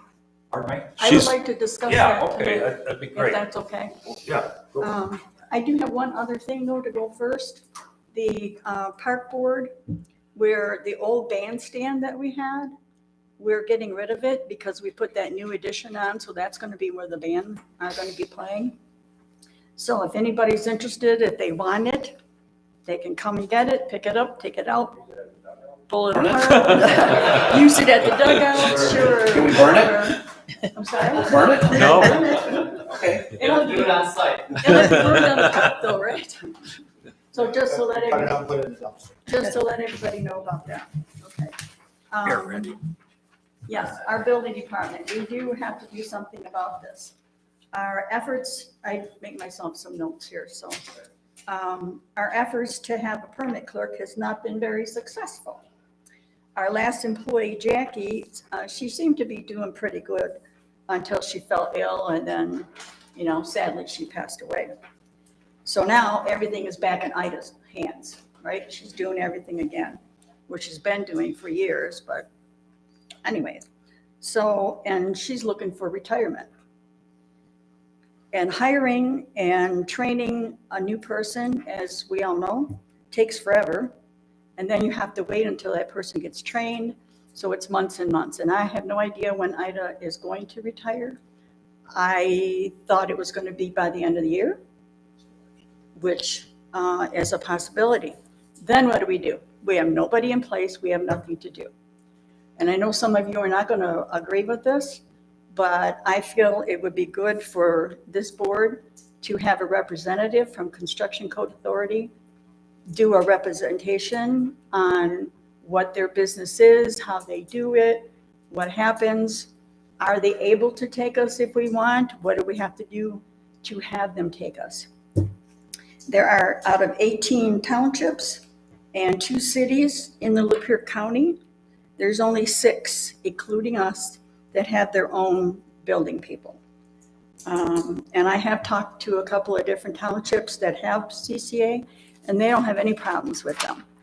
I know I've talked to someone else regarding CCA on the CCA board, and in the past, they've had some problems. They have different inspectors that weren't doing their jobs. They've taken care of that through the years, and I'm not saying it was yesterday, it was, the last few years. And they're revamping how they pay and everything, so everything seems to be going pretty well over there. And I don't think it's a cost to us for them to take us over. And I'm sorry to say that, yes, our inspectors, they would lose a job, but I believe they all have other jobs, and they could probably pick up more jobs from somewhere else, you know.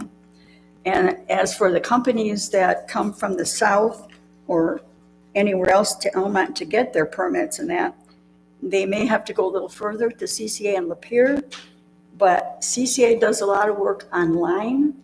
They do credit cards. I'm sure they can handle all that whole situation. And I don't think it's an inconvenience for any of our residents. Just another step in going forward, going to the future. Because what else are we going to do? We have to wait and do this and do that, and it's just too much. If we can take care of that, if you know of any other companies, I've looked online. There was another company, I forget what the name of it was, Build or something, out of Tuscola. Well, that's further yet. But if all the townships in Lapeer County don't have a problem with CCA, I don't see why we can't at least get a representative to come in and give us some ideas. And I'm hoping the board takes that in consideration in order to do that. That's my spiel. When would you like them to come? I'd like them to come to the May meeting. We need to get this moving forward here. The longer we wait, the worse it's going to get. I guess my 2 cents is that after Jackie passed away, nothing happened. I mean, we can still go out and advertise, I think. I would like to see that done again. Who knows? There might be We didn't somebody get very else. many responses before, and then the ones that we did, we interviewed some, and it never, I mean, we didn't get the kind of response that we should. I mean, it's not a. Maybe people want to work now. I don't know. I don't see why we couldn't just get a representative to address the board to show, maybe they don't even That's want. fine, but I would still like to advertise to see. It's not going to cost us anything, is it? I don't think Oh, we yeah. have a problem necessarily with our building department. We're having a problem With I the guess, clerk. finding somebody to Right. help out. Right. No, I personally, if I was sitting in Paul's seat, I would rather have a local building department, so I'm appraised and aware of what's going on in our township, rather than some agency that's out in Lapeer that doesn't know me, I don't know them. So I think the local control is advantageous to our residents and our builders here in our township. But that's my opinion. I think at some point, given it another chance to find somebody to replace Jackie, we didn't really have a long enough time to get her trained and get the thing going, and unfortunately, she's gone. But I have talked to Joe, and he would like to advertise again. I don't see why we haven't yet. So we've got our website, we've got newspapers, put a sign in a window, help one, whatever it takes. But I don't think we have an argument here that we have an issue necessarily with our building department, unless I'm unaware of it. No, I didn't mean there was an issue with the building department. They do a good job. But just, when somebody's going to retire, what do?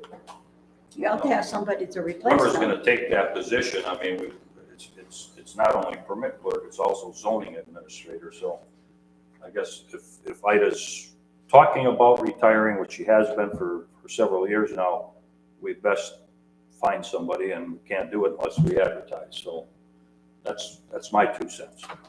And I don't see, from what I understand, CCA, if you have any questions, the boards or anybody with them, they answer the questions, and the assessors get all the permits and everything, so they can put them in our system, for values. I appreciate So your they get all viewpoints, that. I just don't necessarily agree with all of them, that's all. No. We agree to disagree.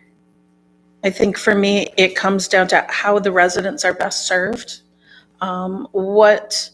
Whichever way we go, are the residents getting the best response and the best attention? How are they being served the best? Whichever way we go. If I remember right, it took 3 or 4 offers of employment that we made before Jackie, we got her in here. She did go through training. She did work hard, but she was just not well.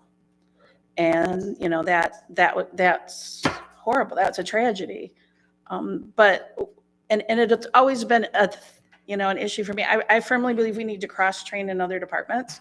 IDA's the only one who can issue a permit, the only one who can do that. And if, God forbid, something happens, there we are. Like, that's not good business. So we just really need to rethink, is a local office the best? Maybe. Is CCA the best? Maybe. But I guess I would like to hear what they have to offer and, what the building, would Joe present something then? Is that what you're thinking? Well, you know, when Joe came to be employed here at our township, his brother, Tim, was a backup plumbing mechanical inspector, okay, for, I think it was Gil Savoy maybe. And when Gil moved on, it was a natural for Tim to come aboard full-time, if you will, I guess. Tim approached the existing board at that time asking if we would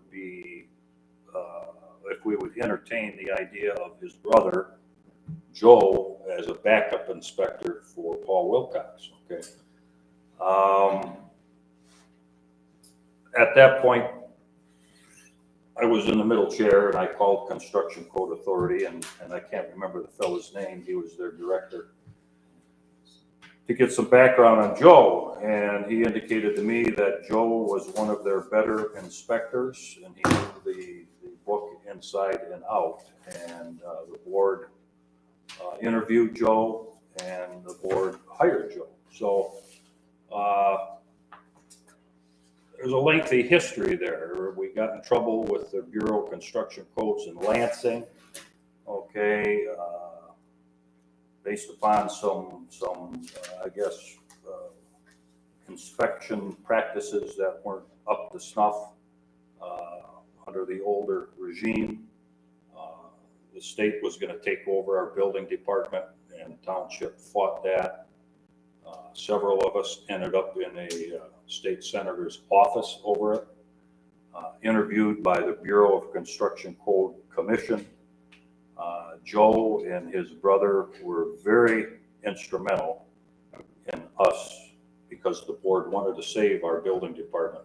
They were very instrumental in saving Elmont Township's building department. So I have, all the faith in the world in both those fellas, as well as our electrical inspector. The township supervisor, I look at that position as being the informational specialist in some sense for the township. And I would gather that if we went to Construction Code Authority, they would not be in touch with the supervisor, letting them know that we had an application for a permit for this type of building or this commercial building. So I think there's advantageous thoughts behind retaining our local control over our building department. And that will be my position throughout whatever discussion. Where do we find a permit clerk? That's the whole issue. As far as, the building department, it functions very, very well. And you're correct. I mean, Joe and I meet all the time on different things, but we need our permit clerk. And, we've not been able to find one. I mean, we can advertise again, but it didn't work out in the paper. We've had one. I think it may still be on the website. I'm not even sure if I took it off there. But we had, 0 people apply. We went through Indeed and we got, people that had no experience whatsoever applying. We ended up with a lot of applications, but none of them, you saw all the applications, you're on the building committee, and you saw those come through, and I don't know how many of them you interviewed, but That's our issue is how do we, and where do we, want to advertise again? Where do we want to go to try to find somebody? Well, I think that's the issue throughout society today. Yeah. You know, nobody wants, Nobody wants to. but I think there is that person out there. I don't think that's any reason or cause to just disband our building department. I think. Well, if Ida decides to Maybe it's a money retire, issue, maybe it's a money issue. I mean, you know, you do get what you pay for as well. You know? if Ida retires at the end of the year, and she walks out the door, and we don't have a permit clerk, who's going to issue the permits? Well, we You better, you gotta advertise first. We So better I get would on say advertise now. Where do you want to advertise? Local papers, I would ask Joe if there's anything out there that he knows of in like code He went books. through the thing in Marathon. He ended up with 2 people, and one of them didn't take it, right? Didn't take the job. And then they took the other gal who had no experience, but he's training her, because we were talking about hopefully getting one of those that he didn't take. But he's in the same boat up there, that he can't, there's nobody around that wants to work like that. And I actually think we're talking about hiring a permit clerk. We almost need to. We have put all our eggs in one basket, and that is bad business. Well, we If don't have if enough Ida work. leaves, no one can We don't have issue a enough permit. work for 2. I know, but maybe they can do a job share. And I mean, there's a lot of different creative ways we could work something. We have to have cross training. We cannot just have one person in the whole building that can issue a permit. This is just not, this is not the way to do business. So we need to look at that. cross training is a good idea. I agree. Have to. I think we owe it to ourselves to continue to pursue to look for somebody. Tri-City Times, County Press, our website, Indeed, whatever it takes. I'm sure somebody at some point will step up to the plate, but maybe we need to look at the advertised salary for that position as well. What year was that all of that went on? I came here in What year was 02, that? and that had to be about 04, maybe. So about 05. 20 years ago? 20 years ago? Right. You've got excellent inspectors. Yeah, oh, for sure, Nobody, For sure. nobody denies that. for sure. So we could go ahead and. Really? Put ads back in the Really? paper, I guess. What was that, Don? Code authority does not cooperate with zoning requirements. I've But heard wait. other, We had an issue that went on for years, you're aware of it. Paul, you're aware of it, and I don't, I'm not pointing fingers, but we didn't have a C of O on a major business in our community for years. And I think it was Paul and I had a discussion, and he couldn't get any answers out of Construction Code Authority as to where that project was at. So you lose local control, you lose touch, and that's my view.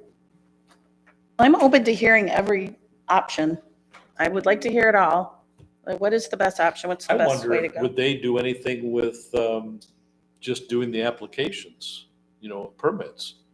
Can we contract with them to do permits and do our own inspections? Doesn't Well, Roe that's- provide, that's- doesn't an Roe option. provide a service for permit clerk? I have no idea. I've not heard that, but Administrator and stuff like that. I think they I knew- offer it as a. I know.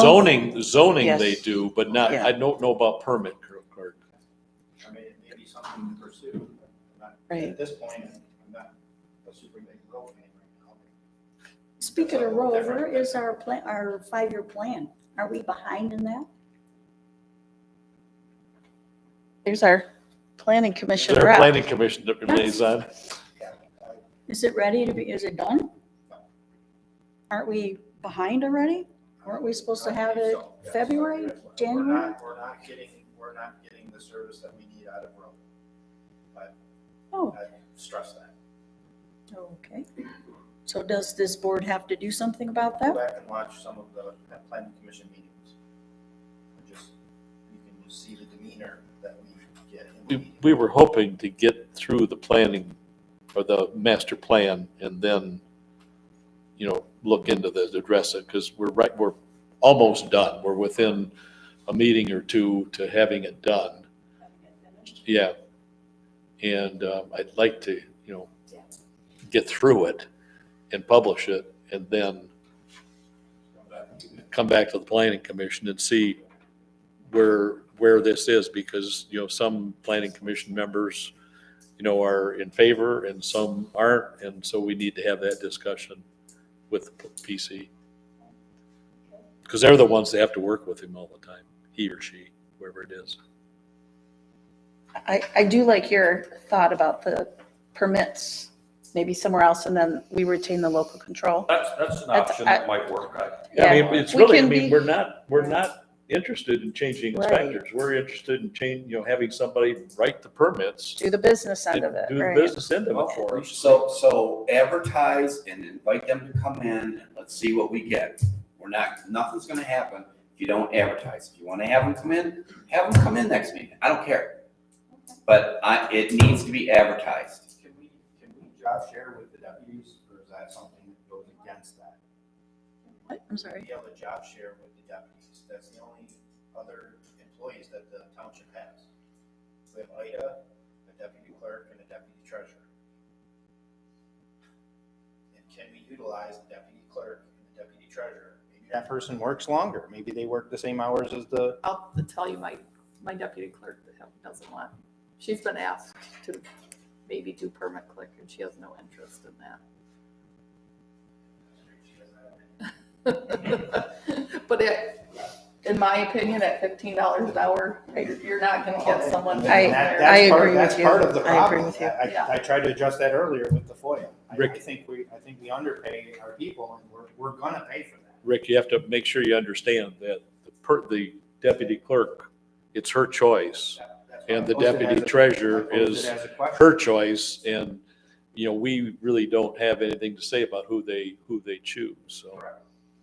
I said, that's why I posed it as a question, Yeah. but could it be where they fall under deputy clerk, deputy treasurer, tasks for 3 hours of the day, and the Well- next 3 hours of the day are So would you allocated to the force them to do this? Or would you ask them if they wish Well, to of do course, it? I asked them first. Okay, well, I'm a no, so. She's the I know. deputy treasurer, is it? If But somebody your goes- idea is good. It's job sharing. We can be creative. We can come up with some, If a somebody unique goes and thing. advertises that, right. and it was advertised the last time at $15 an hour, yes? Right. Nobody's gonna take it for that. No. So you need to, But Thank you also have to understand that it's out of the building department funds. which is So- what's in the building department funds right now. That's, well, I look at that. You'll, I think it was, you'll be fine for about a year, and then after that, you're gonna, have to supplement the building department out of the general fund, which we decided years ago that wasn't the way we wanted to operate. We wanted it to be a standalone. And we have to change all your permits then, and you increase the price of So it kind of permits. created that problem ourselves. So, Well, I'm excited about Okay. this. all right, We're gonna We'll- come up with some unique stuff. we'll It's go gonna be ahead good. and get an ad out in the papers and go from there. Yeah. And, we'll go ahead and have CCA come in, and let's talk to them about providing permit clerk services and just see if they're even open to that. So, anything else? What about the discussion on the research fees for? Oh, our they were gonna, he was supposed to talk to you guys. I'm sorry? He was gonna talk to you, I heard, isn't that what Yeah, he was, I haven't Joe? heard anything from him. Joe was gonna talk to, the building committee and talk about the additional classes that he wants us to pay for? Okay. We've always paid for one of Joe's classes for years. And Joe works for multiple municipalities. his classes for his certification Certification, to be a building yeah. inspector. Yes. No, I've never heard. And so we've always paid for one of them, and I don't know how long it is, Jenny's, Oh, it's on your bills. It's the COCM. I just paid for that. and then what he turned in to Jenny was 2 additional classes, in which we've never paid for, and it's because he has cut back on who he works for. So now he's looking for someone else to pay for these 2 additional classes. We do not pay for any of our assessors' classes. And, but we already, I mean, we've done Joe for years on the 1. So that's where it stood right now, is that we would continue with the 1. And then Joe was supposed to talk to the building committee and see if they would, support payment for those 2 additional classes. And obviously that hasn't happened. Why would he talk to the building committee anyways, and not the board? Well, because Doesn't make sense to that's the me. liaison between the board and the Not for building his- department not is for the building paying for committee, something For so his certification. I don't hear of anybody that, that was the information that I got, okay. not from him, but from, I forget who told me. Townships don't usually pay for certification for inspectors or anybody like that. We have in the past every year. Only 1. One, Now he That, I wants, understand that. now he wants 3. I understand. You said he works for multiple places and he works for 1, I believe. Isn't that Marathon? That's it.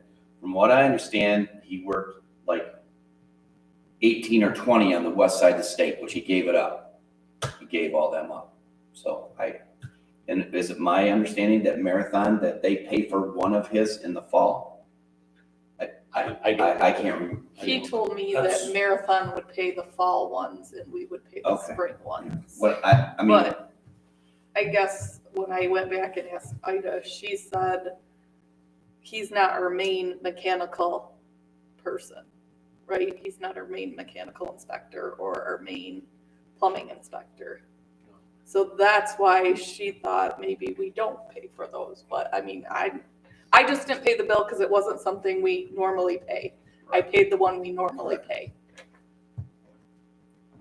well, I think, Let's hear from Joe. Yeah. At some point, if you happen to, so I'll call him, I don't care, tell him. have that him we come need into the some- next meeting, explain it. We can all, Well- that way we can all ask him. They're in April here. At the end They're of the they're in the month. next week or 2 Yeah. classes. Oh, they are. Yeah, he just gave them to me though. What's the cost involved here? About a grand total, $1,000. For Yeah. 3? No, probably 1,500 for 3. For 3, and that's what he's looking for? 3? Well, yeah, we've got 1 We for got sure. 1. We've already taken care of that. Well, That's not the hotel part of it though. No. I only paid the the bill part. class. So if we don't pay, he's not gonna take it. paying for the hotel for his certification? But we Class? we have a mechanical and plumbing inspector. Yeah. And this is what this class is for? The other 2 that The I other didn't 2 are, pay. yeah, Is he our backup mechanical guy? yes. Yes. Well, he has to take the classes to maintain his certification. So that's on him. That's on him. He's just asking if we will reimburse him. Am I hearing that right? Sure, he's gotta not gonna take let the us, class. he's not gonna let his certification Right. go No, if we don't pay for it. I'm sure he'll pay Right. for it. So the question for this board is, do we want to compensate him for that? no. Past practice is we've been paying for 1 certification, is that what I'm? Yeah. Do we pay for other backup inspectors for their certifications? Not that I know of, do we? Okay. Never. Okay, I've never done one and I mean, Okay. even though when I was Carol's deputy, I did all the bills. okay. Well, we have to be, I think we need to be consistent if that isn't something we normally pay. And because he has lost these other communities, they did, well, that was wonderful for him. But I don't know why this township would have to make that up then. I mean, he asked and then we can give him our answer. The one for sure, the one we do, It's already The paid one- for. the one we just do. authorized it tonight. But as our backup inspector for those certifications, I don't know, what do you think? No, I don't agree with that. Okay. That's their certification. They pay for their own teaching. If they take a class or something that involves the township, that's a different story. Anything else? I'll make a motion to adjourn. Support. Motion and support to adjourn. All those in favor? Aye. Opposed? Motion's carried. Gary, you want to push the button, please? Thank you. She said it was Sure. required. That's my fault. We had to be certified or oh, correct. And that, once every 3 years. Gary, are we off? We're off, right? No, that's not.